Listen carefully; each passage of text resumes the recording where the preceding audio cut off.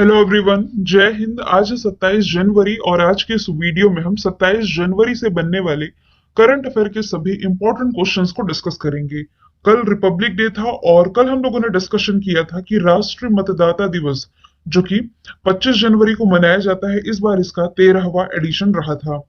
इसके अलावा अभी हाल ही में हिमाचल प्रदेश भारत का पहला हरित राज्य बनने का टारगेट इसने सेट कर लिया है 2025 तक का। सूखे का सामना करने वाले किसानों को लाभ पहुंचाने के लिए झारखंड सरकार के द्वारा जल संरक्षण योजना की शुरुआत की गई है। ऑस्कर पुरस्कार 2023 के लिए डॉक्यूमेंट्री फीचर फिल्म कैटेगरी में अभी हाल ही में ऑल दैट ब्रीथ्स फिल्म को नॉमिनेट किया गया है।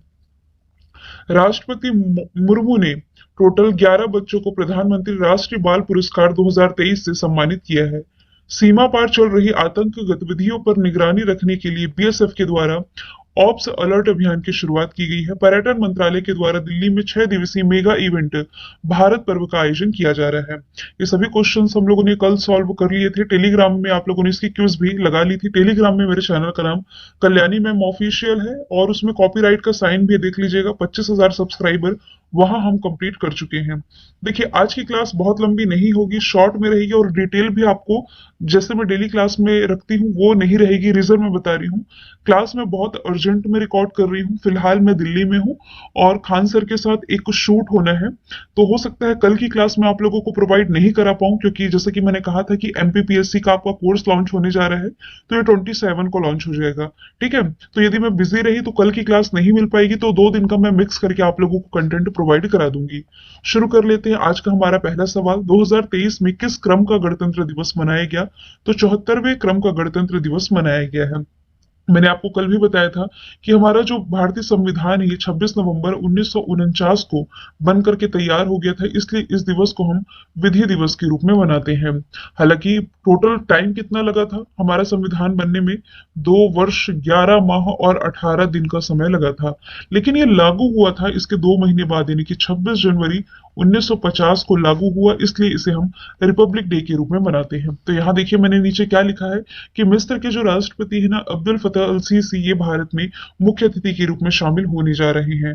वैसे मुख्य अतिथि के रूप में, यानी कि सबसे पहली बार जो मुख्य अतिथि के रूप में शामिल हुए थे ये 1950 में हुए थे। कौन हुए थे? तो ये सुकर्णो, राष्ट्रपति सुकर्णो शामिल हुए थे, जो कि इंडोनेशिया के राष्ट्रपति थे। ठीक है, अभी कौन हो रहे हैं?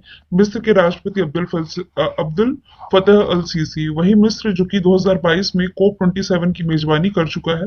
कोप 28 यूएई ये होस्ट करेगा। अब अगले प्रश्न की तरफ चलते हैं। संघाई सहयोग संगठन फिल्मोत्सव का आयोजन कहाँ किया जा रहा है? तो ये आयोजित किया जा रहा है मुंबई में। ऑप्शन नंबर बी इसका राइट आंसर हो जाएगा। एससीओ के बारे में पहले भी मैंने आप लोगों को बताया है। एससीओ यानी कि संघाई कॉरपोरेशन ऑर्गेनाइजेशन, ये तो इसकी फुल फॉर्म बनती है। देखिए, वैसे इसकी स्थापना है ना, ये 1996 में की गई थी। 5 कंट्रीज हैं जिसने मिलकर के इसकी स्थापना की थी। संस्थापक कंट्रीज में कजाकिस्तान है, किर्गिस्तान है, पाकिस्तान है, रशिया है और ताजिकिस्तान है। लेकिन 2001 में इसमें कौन सी एक नई कंट्री शामिल हुई? इसमें शामिल हुई उज्बेकिस्तान, और उज्बेकिस्तान के ही शामिल होने के बाद इसका जो नाम है एससीओ कर दिया गया। 2017 में इसमें 2 नई कंट्री शामिल हुई, इंडिया और पाकिस्तान। ठीक है, तो टोटल कितनी मेंबर कंट्री हो गई? 8 मेंबर कंट्री है एससीओ की। ठीक है, एससीओ का हेडक्वार्टर कहाँ है? तो बीजिंग चाइना में है। और झांगमिंग जो कि प्रेजेंट टाइम में इसके महानिदेशक हो जाएंगे। ठीक है, एससीओ संस्थापक और मेंबर कंट्री, हेडक्वार्टर वगैरह ये हो गया। अब मुंबई में इन देशों का जो फिल्मोत्सव है आयोजित किया जा रहा है। मुंबई महाराष्ट्र की कैपिटल है। कला घोड़ा कला महोत्सव का आयोजन यही किया जाता है। National stock exchange, Bombay stock exchange, SEBI security and exchange board of India, जिसकी पहली महिला अध्यक्ष माधवी बुच है, तो इन सभी का हेडक्वार्टर मुंबई महाराष्ट्र में हो जाएगा। ढाका में अभी हाल ही में ढाका इंटरनेशनल फिल्म फेस्टिवल का आयोजन किया गया। जबकि जो आप कांस फिल्म फेस्टिवल पढ़े थे ना कुछ दिन पहले, जिसमें कंट्री ऑफ ऑनर के रूप में भारत को चुना गया, तो ये फ्रांस की कैपिटल पेरिस में आयोजित किया गया। गोवा में 53वां इंडियन इंटरनेशनल फिल्म फेस्टिवल का आयोजन है जो कि किया गया था।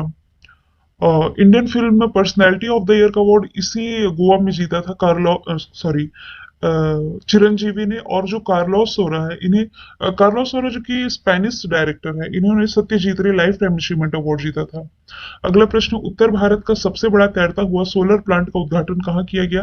तो इसका उद्घाटन किया गया है चंडीगढ़ में, जो कि महाराष्ट्र और सॉरी पंजाब और हरियाणा दोनों की ही कैपिटल है। तो उत्तर भारत का ये पहला तैरता, अच्छा हाँ, भारत की और पूरी दुनिया की सबसे बड़ी तैरती हुई सौर परियोजना ये मध्य प्रदेश में बनने जा रही, खंडवा में नर्मदा नदी पर। तो नॉर्थ इंडिया का पूछा जाए तो ये चंडीगढ़ में है। ठीक है, इसकी कैपेसिटी तो नहीं पूछी जाएगी, ना ही इसकी अनुमानित लागत पूछी जाएगी। इसे भी आप वन लाइनर फॉर्मेट में याद रख सकते हैं। जैसे कि भाई मैंने आपको पहले बताया कि भारत का जो पहला डॉग पार्क है ये हैदराबाद में स्थापित किया गया, लेकिन नॉर्थ इंडिया का पहला डॉग पार्क ना ये चंडीगढ़ में स्थापित किया गया है। पंजाब हरियाणा दोनों की ही कैपिटल हो जाएगी। यही स्थित है रॉक गार्डन, जो कि नेक चंद के द्वारा बनवाया गया है। वैसे उत्तर प्रदेश का नहीं कह सकते हम। देखिए जो ग्रेटर नोएडा है ना, ग्रेटर नोएडा में उत्तर भारत का पहला डेटा सेंटर ये स्थापित किया गया है। और असम में डिब्रूगढ़ में उत्तर भारत का पहला गाय अस्पताल ये ओपन किया गया है। हिमाचल प्रदेश भारत का पहला धुआं मुक्त राज्य है। सबसे ऊंचा ब्रिज, सबसे ऊंची टनल दुनिया की यही बनकर के कंप्लीट होगी 2025 तक। और हरित, ये वाला क्वेश्चन कल मैंने कराया था ना आप लोगों को कि 2025 तक भारत का पहला हरित राज्य बनने का लक्ष्य हिमाचल प्रदेश ने ही रखा है। अगला प्रश्न है, हाल ही में आईजीबीसी द्वारा किस रेलवे स्टेशन को ग्रीन स्टेशन प्रमाणन के प्लेटिनम रैंकिंग से सम्मानित किया गया? तो रिसेंटली विशाखापट्टनम को सम्मानित किया गया है। आईजीबीसी यानी कि इंडियन ग्रीन बिल्डिंग काउंसिल, जो कि सीआईआई यानी कि कॉन्फेडरेशन ऑफ इंडियन इंडस्ट्रीज का पार्ट है, इसी के द्वारा प्लेटिनम रेटिंग से सम्मानित किया गया है विशाखापट्टनम रेलवे स्टेशन को। अब इंडियन रेलवे का डिस्कशन आया है, तो देखिए इंडियन रेलवे के प्रेजेंट टाइम में मंत्री कौन है? अश्विनी वैष्णव है। और अनिल लोहाटी ये रेलवे बोर्ड के अध्यक्ष और सीईओ बनाए गए हैं। अभी रिसेंटली विशाखापट्टनम से सिकंदराबाद के बीच में 8वीं वंदे भारत ट्रेन ये लॉन्च हुई है, प्राइम मिनिस्टर नरेंद्र मोदी ने लॉन्च की है। हुबली रेलवे स्टेशन, जो कि दुनिया का सबसे बड़ा रेलवे स्टेशन है, कर्नाटक में स्थित है। अब इसका नाम श्री सिद्धिरुधा स्वामी जी रेलवे स्टेशन किया गया है नाम।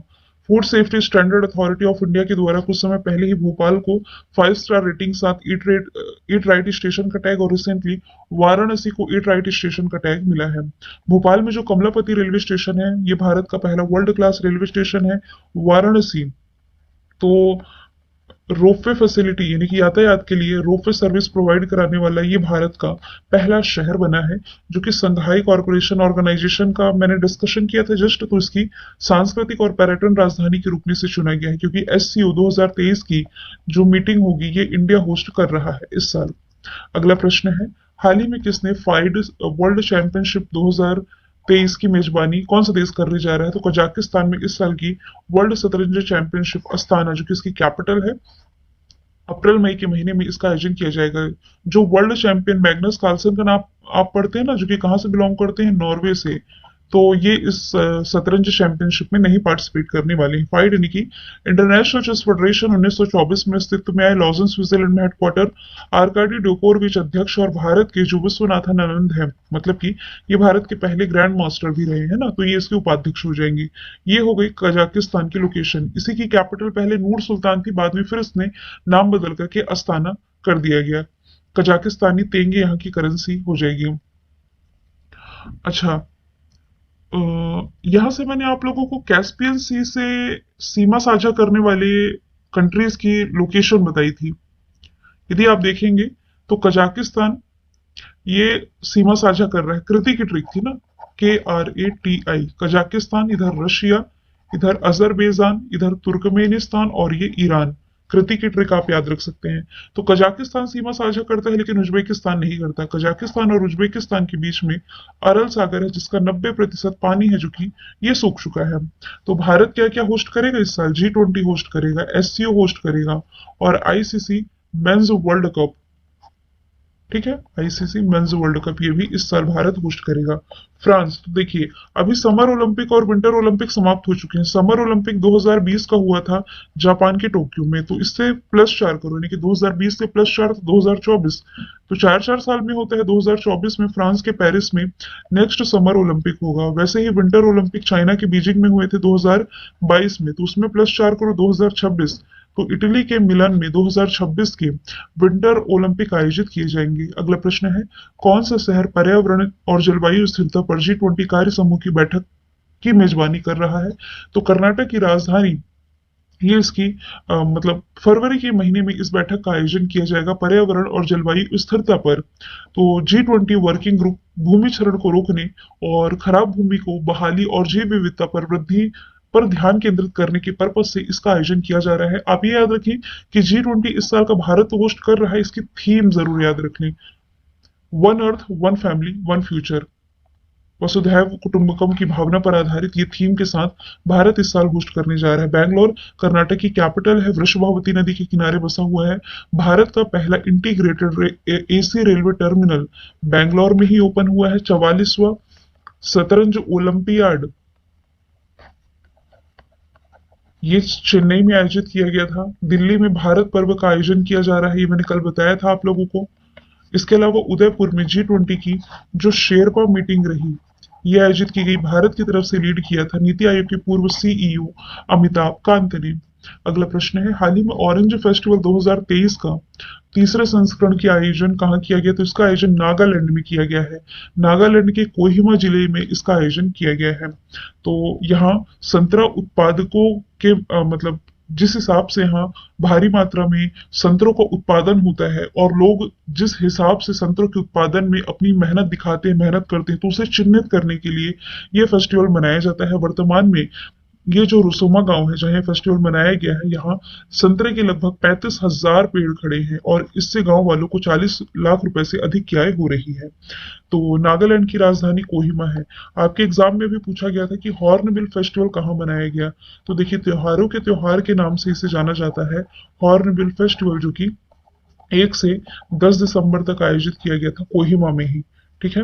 मणिपुर में सिरुई लिली और संघाई फेस्टिवल रिसेंटली मनाया गया एक फेस्टिवल। असम में एक बिहू फेस्टिवल आप रिलेट कर सकते हो। दूसरा अम्बुबाची फेस्टिवल। मेघालय की जो राजधानी शिलोंग, यहाँ इंटरनेशनल चेरी ब्लॉसम फेस्टिवल का आयोजन किया जाता है। मैंने ये क्वेश्चन रिवीजन के लिए रखा है कि चाइना को पीछे छोड़ते हुए दुनिया का सबसे अधिक आबादी वाला देश कौन बना है? तो भारत ने अभी आबादी के मामले में चाइना को पीछे छोड़ दिया है। चाइना की जो अनुमानित मतलब अभी जो रिकॉर्ड की गई है आबादी, ये रिकॉर्ड की गई है 141.2 करोड़, तो इससे लगभग 50 लाख ज्यादा 141.7 करोड़ भारत की आबादी दर्ज की गई है। तो भारत में 50% आबादी ऐसी है जिसमें कि 30 वर्ष से कम आयु के लोग हैं। तो दुनिया की सबसे बड़ी तेज अर्थव्यवस्था के रूप में भारत उभरते जा रहा है। तो भारत जो है एशिया की तीसरी सबसे बड़ी अर्थव्यवस्था और वर्तमान में खाद्य उत्पादन में आत्मनिर्भर है। गेहूं, चावल और चीनी के उत्पादन में भारत दूसरे स्थान पर है। इसमें टॉप पर कौन है? तो ये चाइना ही है। प्रमुख तेल आयातक है ही भारत, साथ ही चीनी का प्रमुख उपभोक्ता भी है। कच्चे तेल की खरीद के लिए तीसरा सबसे बड़ा बाजार है और स्टील और सोने का दूसरा सबसे बड़ा उपभोक्ता है। और इसके अलावा भारत दुनिया का तीसरा सबसे बड़ा घरेलू विमान बाजार है। अभी आपको मैंने कुछ दिन पहले बताया था कि ऑटोमोबाइल के सेक्टर में भारत ने किसे पीछे छोड़ा है? जापान को। तो अमेरिका चाइना, चाइना अमेरिका, ये चाइना अमेरिका या America China first second ranking है, कुछ मुझे कंफर्म नहीं होगा, आप लोगों को तो बताएंगे। तीसरा नंबर पर भारत आया अभी।